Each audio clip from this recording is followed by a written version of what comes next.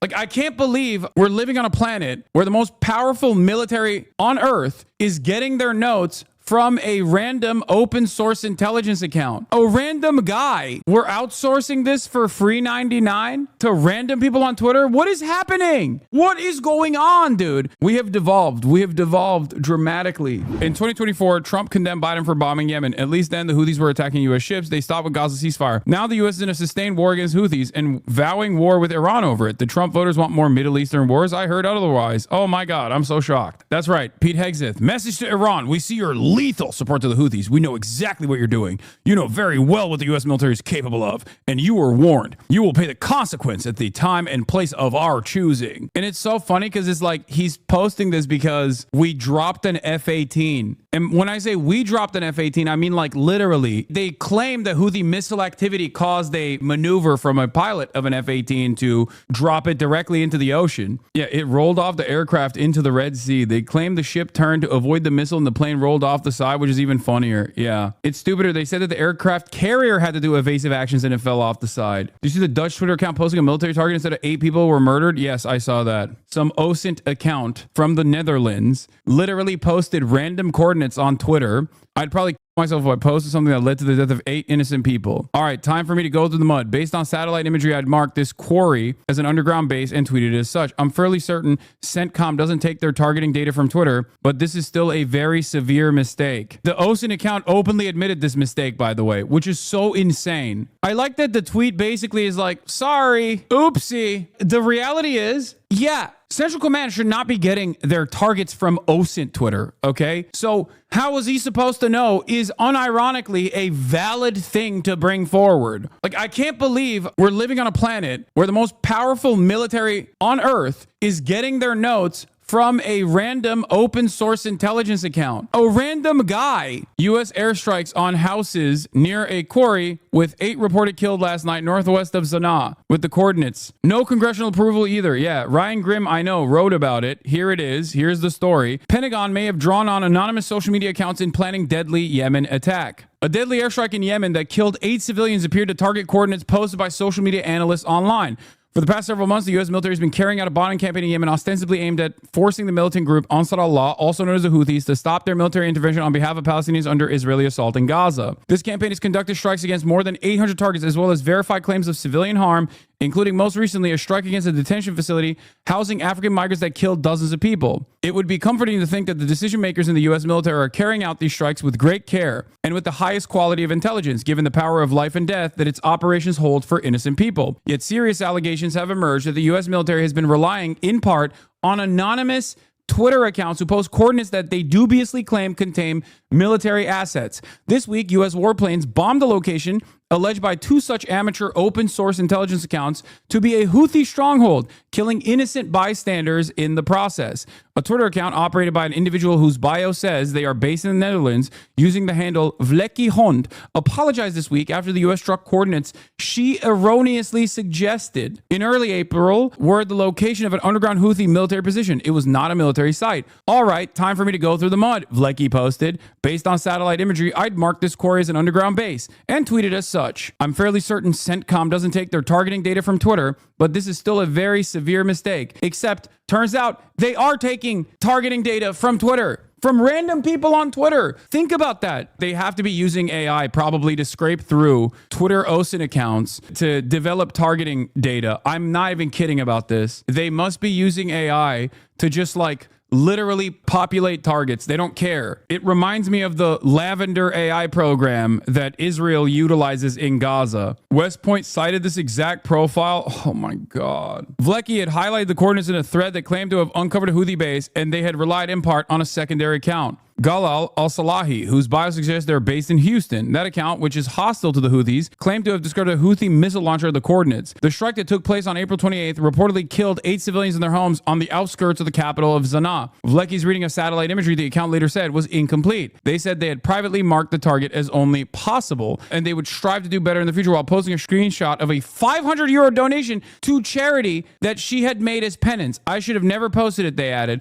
A message seeking comment from the account went unanswered. Dude, you literally killed 8 random people. You killed 8 random people. Oh my God. Let me say something. She didn't do it herself, obviously. The American government did. They are the arch villains of this story. But on the one hand, I understand why you as a random OSINT account would probably not expect Central Command to take notes from your random posts, okay? Like, she is complicit, no matter which way you cut it. But also at the same time, the expectation that she has is a reasonable one. The expectation that the American government, the most powerful military on the planet, is not creating actionable targets off of random Twitter users, man. What the OSINT is open source intelligence, okay? It is just autistic people that like maps and also jerk off to the thought of NATO dominating the planet, getting together and doing like forensic data analysis off of like looking at images. It's like GeoGuessr, kind of, paired up with people who are LARPing as spies. The most evil version of autism, except there are some good OSINT guys who have become like actually incredibly valuable journalists who I talk to with regular frequency, and I actually do think that they're good. So not all OSINT is created equal, okay? Some of them do end up going to work for the New York Times or Washington Post or a number of different incredible organizations like that participate in forensics audits. Reports from local Yemeni news outlets highlighted the devastating impact of the attack. Among the dead and wounded were children, some of whom were later evacuated to local hospitals. The U.S. military and CENTCOM have ultimate responsibility for verifying the information used to conduct airstrikes. The Pentagon has spent hundreds of millions of dollars on advanced data analytics programs for companies like Palantir that include open source data scraped from social media. So, yep, there it is. Open source data scraped from social media as a part of their information gathering process to help the military with targeting and intelligence.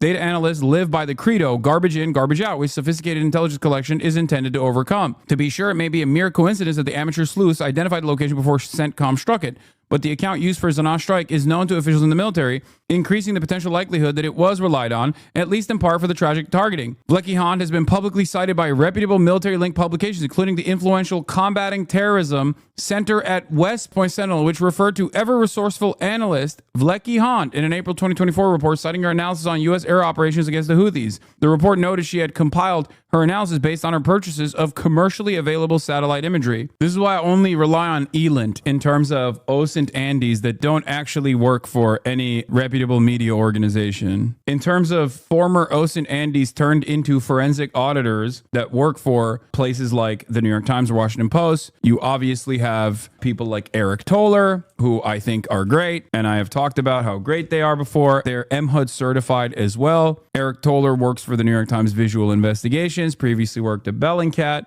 but we won't hold that against them.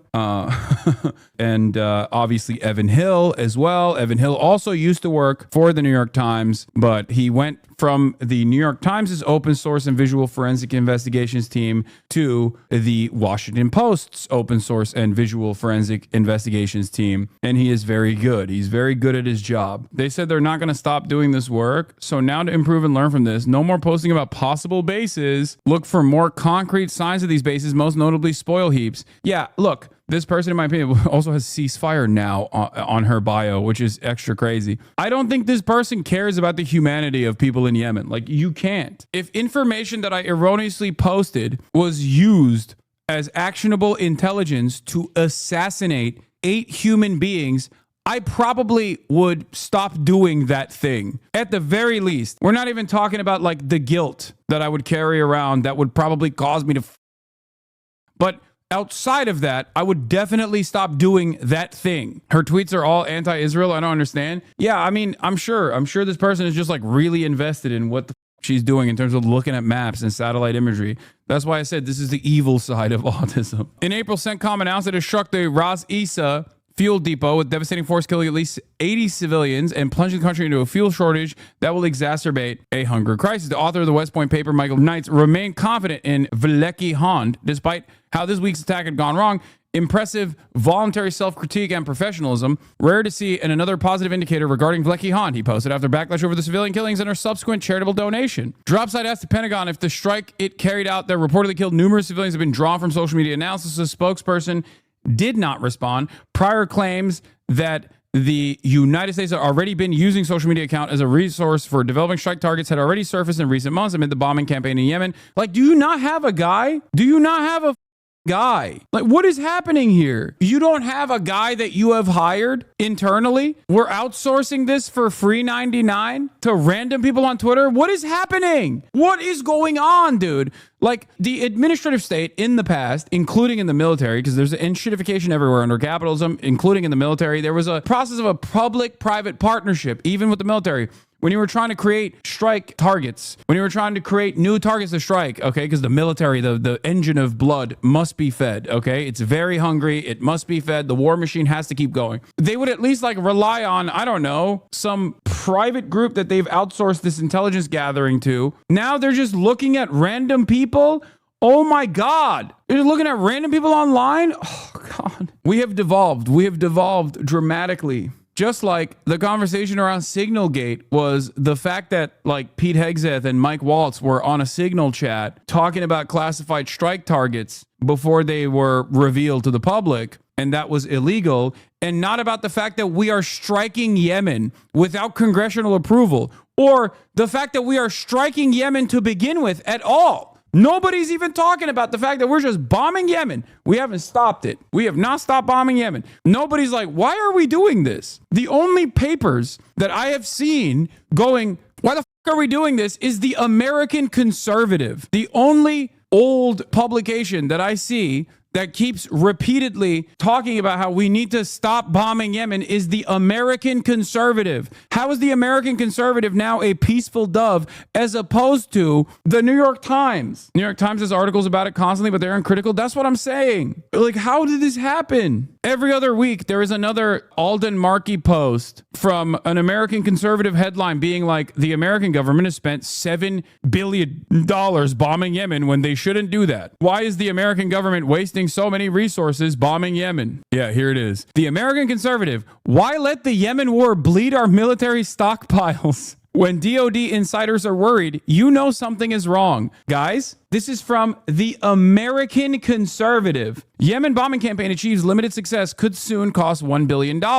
Okay, this is from April 5th. 10 days after, they wrote this article. Why let the Yemen war bleed our military stockpiles? Yemen strikes could spoil Trump's legacy. U.S. attacks on the Houthis might kill diplomacy with Iran and spark a catastrophic war. So far, by the way, the Ansar Allah movement has taken down 22 MQ-9 Reaper drones, which are, I believe, what, like 20 mil a pop? And now also dropped an F-18 into the water, which means as like 70 million for the F-18. What an incredible waste of expenditure. What an incredible waste of money, except it's not a waste of money. You want to know why it's not a waste of money? Because that means jobs. That means dollar signs. Boeing's going to have to work on a new F-18 now. Wars in this day and age are not meant to be won. Okay? They're not meant to be won and lost. You're just supposed to continue it. You're supposed to continue said war. You're supposed to justify the continuation of said war. And this is a unfortunate byproduct of that endless appetite for death and destruction. Random Yemeni civilians, families, teenagers, children,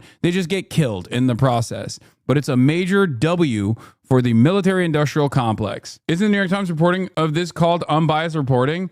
No, because even in, okay, unbiased reporting, right? Unbiased reporting, fair. It's not even supposed to be unbiased reporting when you ask this the question that I'm asking, why are we bombing Yemen? Or even why are we bombing Yemen without a foreign nation, without congressional approval? That is a real unbiased question that journalists should be asking. At least the second thing, like, why are we bombing Yemen at all? Sure, maybe that's too much of a peaceful dove for a paper of record that's supposed to defend the State Department. That question needs to be asked at the State Department, because it is not legal technically, it is not legal for the American government to bomb a foreign nation without congressional approval. But we are so far removed from that point that it's not even a question that people ask no more. It's crazy. Shouts out to Obama, by the way. Thanks, Obama. Thanks, George W. Bush, but also thanks, Obama, for that one. And thanks to Trump 1, and then also Joe Brandon as well for continuing to do this. Like, this is incredible stuff. It's just like not even a question. People are just like, yeah, of course the executive is going to make these decisions. What are you talking about? It's like, no, that's actually illegal. As a matter of fact, what you are describing is illegal. It's not supposed to happen. You can't just like go to war or declare war on a foreign nation without congressional approval. What the are we doing? But of course, this is not an official declaration of war. This is simply protecting trade routes. Ironically enough, of course, who has destroyed global trade harder than the Yemenis ever could? Donald Trump. Donald Trump's ridiculous tariff regime has actually ruined global trade in more meaningful ways than the Ansar Allah movement ever could. I guess the reason why he did that was because he wanted to ruin global trade all by himself. He didn't want the Ansar Allah to have fun with it.